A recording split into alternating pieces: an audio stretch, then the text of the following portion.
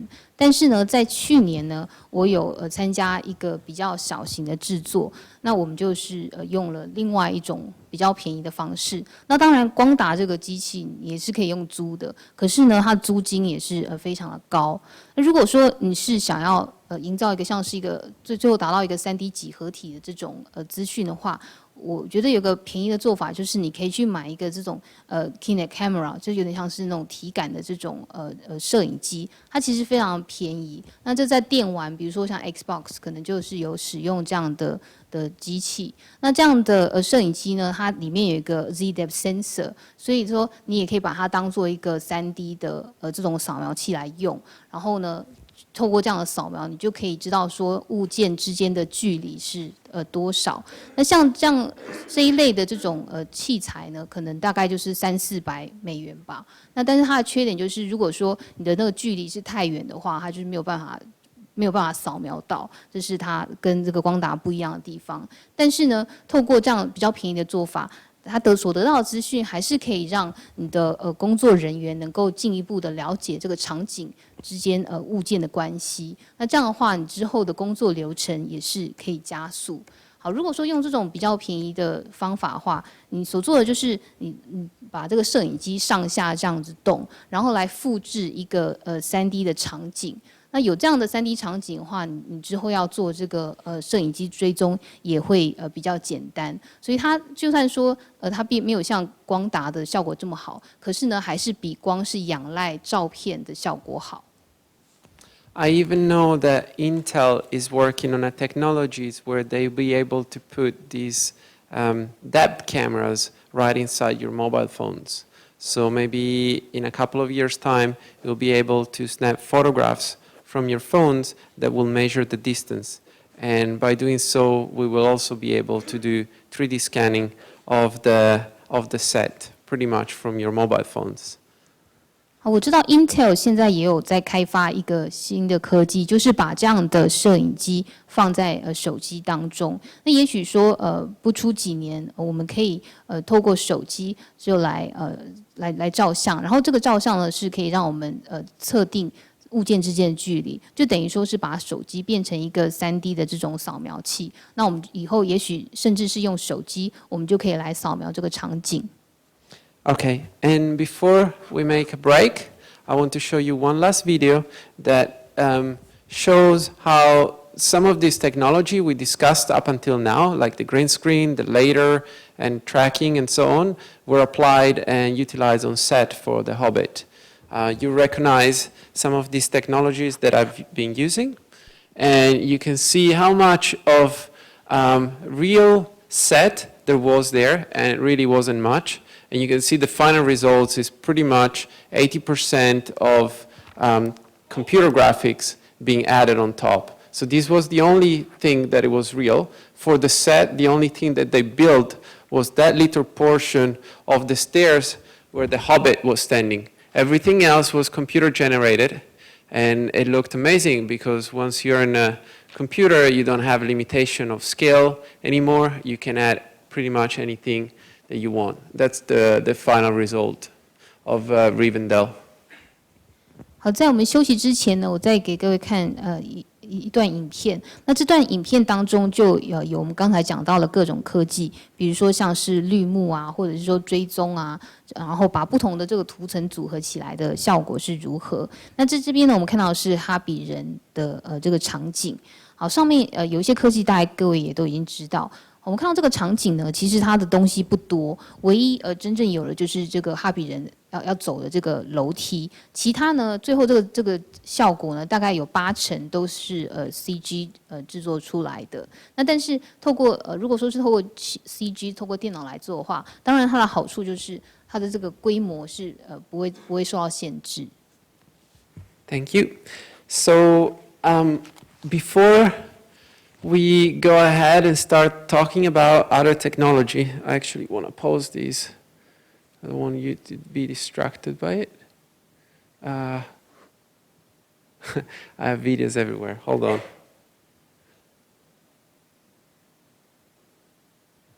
let's pause here.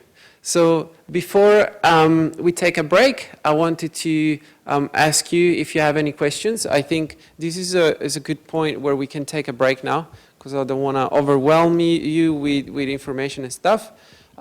If you have any questions for the stuff that we have discussed up until now. 各位有什么疑问吗？我想在休息之前，我们可以先来提问。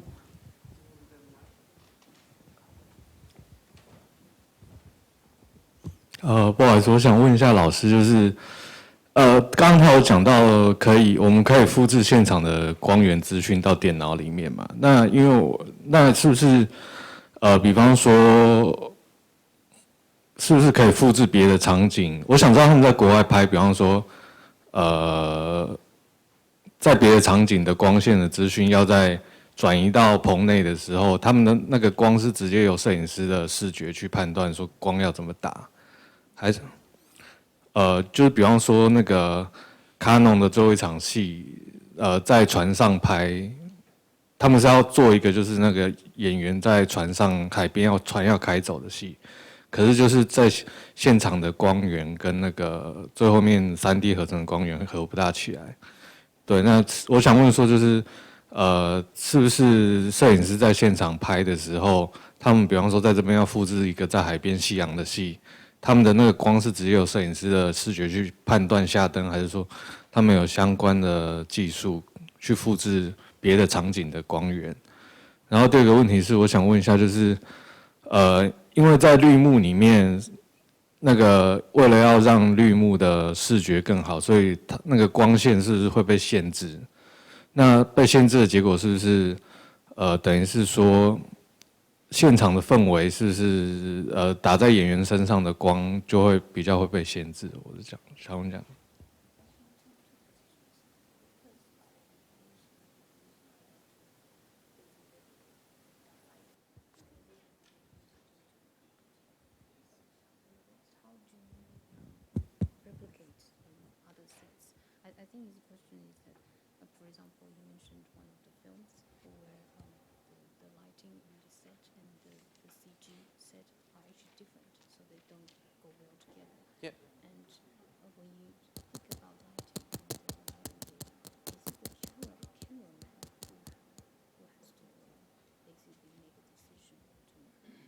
Get the information, how do you do that? Okay, question one. Okay, so the first question is, what do you do if you need different lighting condition from the set to what you want to replicate in computer graphic? Is that correct? 所以第一个问题是说，如果场景的灯光跟那个 CG 的那个灯光不一样，要怎么办？是这样？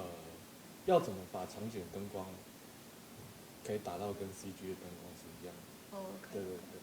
How to reproduce lighting from CG in the video set?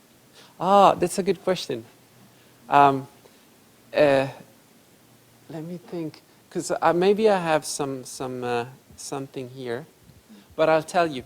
So I like the question. So let's assume that you have a CG set that you have made in Maya that you want to bring and have the right lighting for your human actors. So let's say that I had, let's see,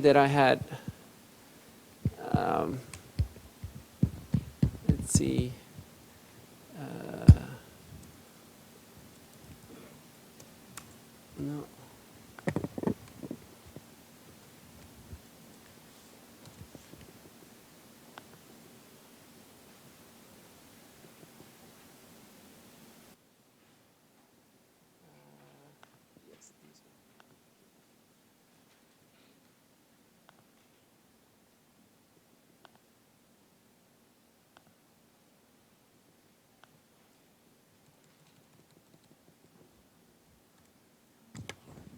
Oh, okay. Let's say that this was my computer graphic generated image, right? So you want to have something that is computer generated to light the human character. Is that correct? So one technique for doing this is you want to use the lights coming from your computer graphics to light my figure in this example. By doing what I'm doing now is the light is projected, but it's not working quite well because it's projected behind me. So what you can do instead is you have the exact reverse of an HDR image. So instead of having an HDR image capture from this environment, you create an HDR image in a computer as a render. And then you reproject this image back a little bit like a projector like I'm doing now, but instead of being on one flat image, you want to project it onto a sphere, onto a dome. And I show you a picture of this.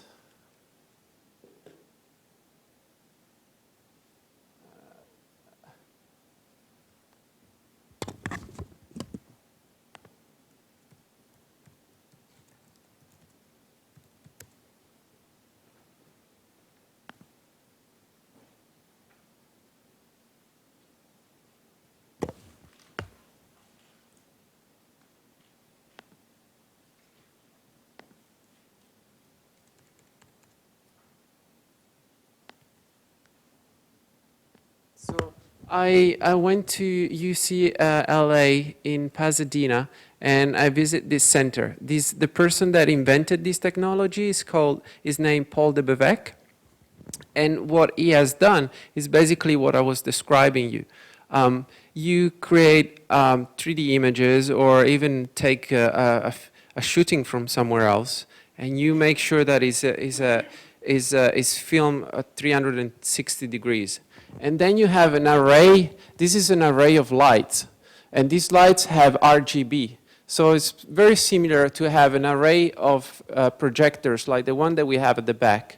And these projectors, these LED lights, they will be adjusted to emit the intensity and the color of the light that is sampled at that point in space and time from the 3D image. By doing so, if I film something that it was, I don't know, in Venice while taking a walk under the sun, the lights at the top will be emitting more light. And if I was walking on a green grass, the lights that are at the bottom here will be emitting green light, right? And by doing so, your character will be illuminated in the very same way that you will be illuminated if you were actually sitting or standing in Venice at that specific moment. Does it make sense?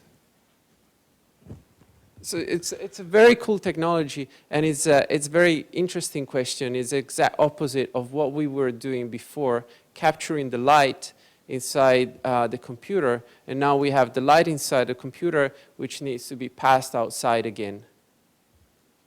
那如果没有这样的，哦，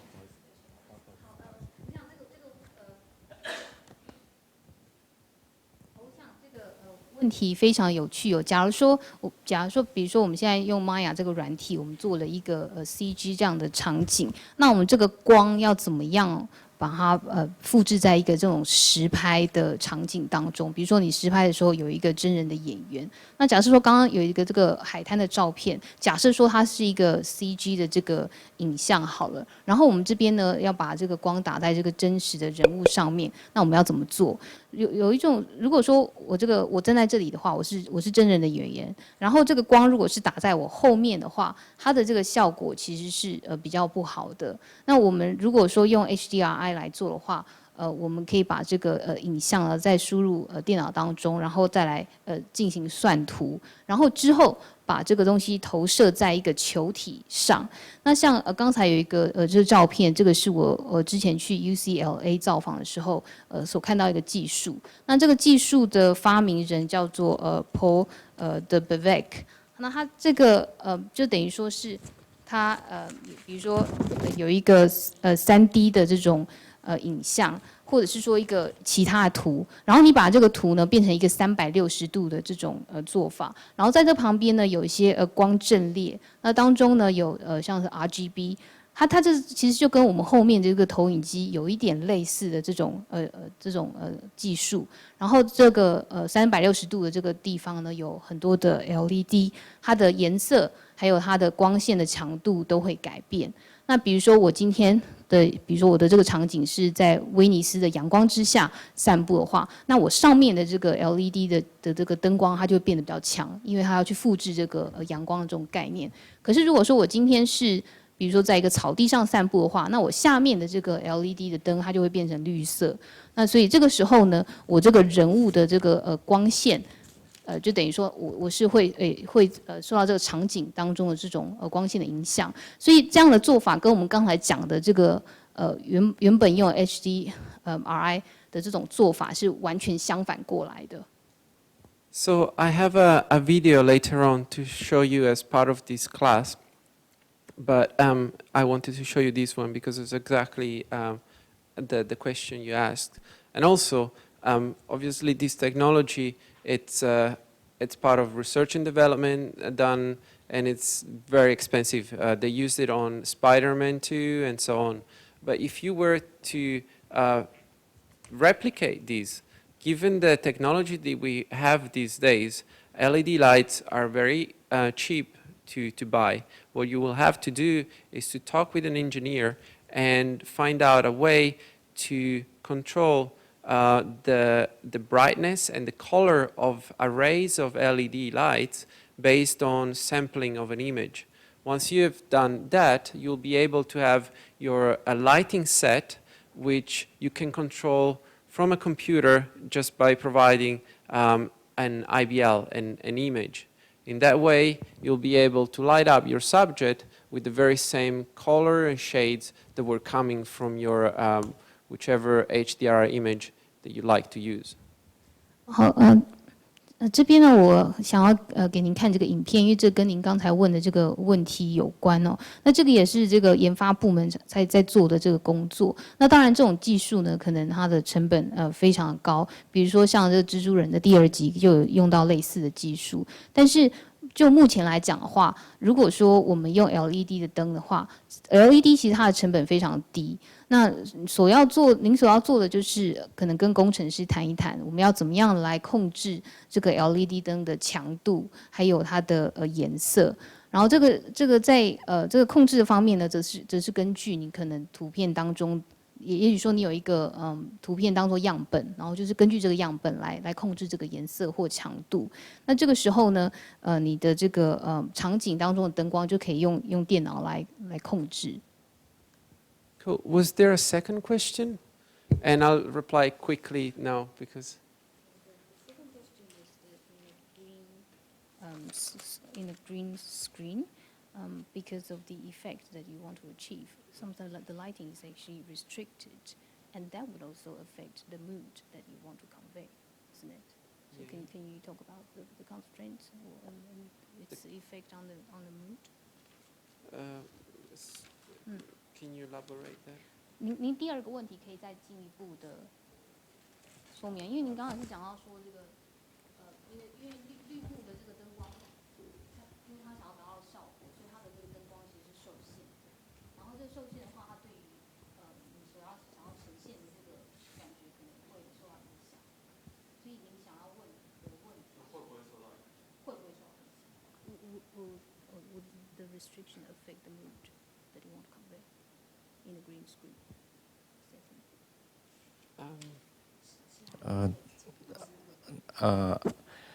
I try to explain what he wants to understand is that if we shoot live actors in green screen, and of course it's the lighting will be indoor and will be limited because it's a green screen photograph. But what if we want to match the natural light with outdoor background, for example? So would that green screen shooting will be the lighting will be very limited for the cinematographer. So how do we resolve the problem? How do we improve the lighting? Well, one way is by using technology like this one. The other way is, if you were to film outdoor, would you just use natural light, or would you still use artificial lights to light up the subject? Because even if you're outside, when you're filming outside, you still use artificial lights most of the time. And most of the time also, you don't want to rely on natural light. Because if I have a crew of 20 people ready to film, and then there's a cloud that passes by, you're like, ah.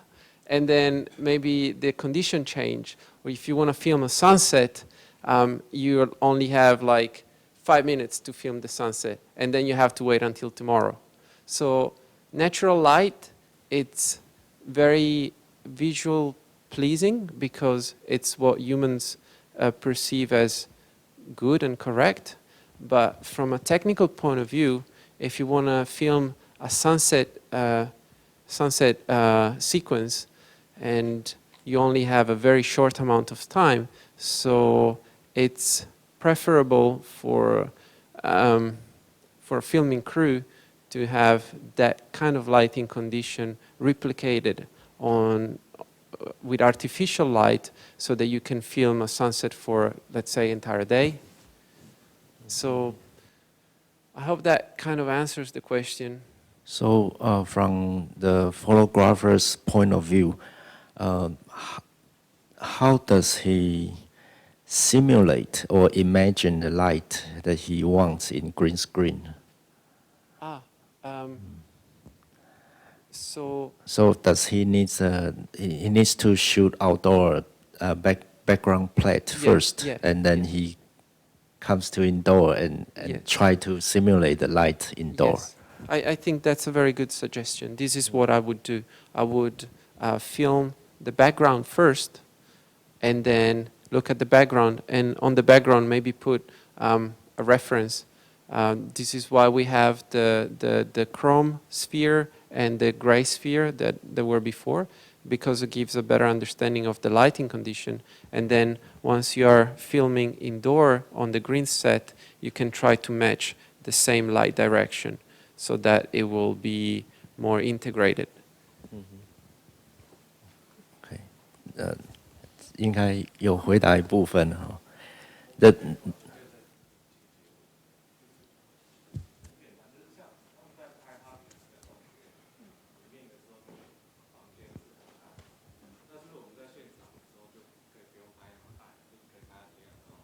在压。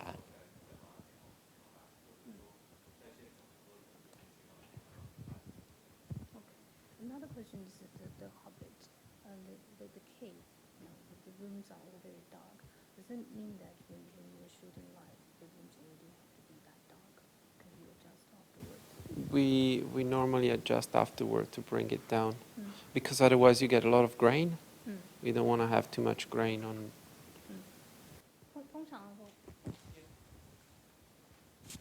通常的话是在现场拍，其实没有那么暗，然后之后再调整把它变暗。因为如果说现场拍就那么暗的话，可能那个画面就会一粒一粒的。Okay. 高反差。If you want high contrast, how do you do that? 有高反差。Oh, okay. If you want high contrast, for example, a person, you have like shadow and also very bright. How do you do that? That we would do with lighting, but you don't want to have too much contrast, because you can still adjust that in post-production. If you have too much contrast, you will burn out certain parts of your of the film, and that's too bad, because once you do that, you don't have any information there. 其实如果说是要高反差的话，其实还是透过灯光来做。可是真正在拍的时候，可能那个灯光并不会真的是在后面最后看到反差那么大，因为那反差还是可以之后在后置的时候做调整的。如果一开始那个反差就太大，可能有一些资讯因为真的太暗了，所以就是完全会不见这样子。Okay, So I guess now it's a good time to take a break. I just want you to remind you, please do not share any photographs that you're taking today anywhere. Just keep it for yourself. And we'll have a 10 minutes break, and then we continue with the second part of 我 this. 帮他整理一下。Oh, okay. Mr. Oh, Wang is going sorry. to I will make a summary. explain what you have answered before for everyone. Yes. Just in Sorry. very quick in Chinese. 刚那个同学有问到，就是说应该是两方面的，一方面就是说，像如果说我们在拍外景的时候，那我们有需要用到外景的灯光，那因为我们需要用到虚拟的角色，那我们虚拟角色要放到那个我们外景拍摄的那个场景里面的时候，那这个灯光怎么去 match 到？那刚老师有解释，就是这个 light stage， 这个在一传媒有一座哦，那他那个主要就是把外景的这个环境哦，整个